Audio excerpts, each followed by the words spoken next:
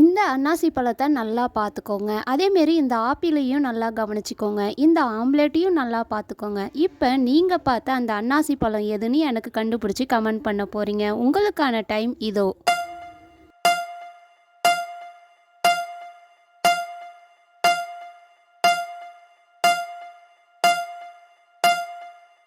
என்னங்க கண்டுபிடிச்சிங்களா? உங்களுக்கான ஆன்சர் இதுதான்.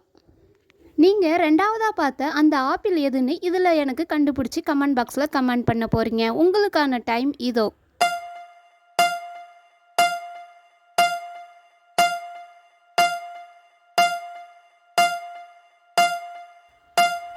என்னங்க கண்டுபிடிச்சிங்களா?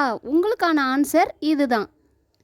இப்போ நீங்க 3வதா பார்த்த அந்த ஆம்லெட் எதுன்னு இந்த ஆம்லெட்ல கண்டுபிடிச்சு எனக்கு கமெண்ட் பண்ண போறீங்க. உங்களுக்கான டைம் இதோ.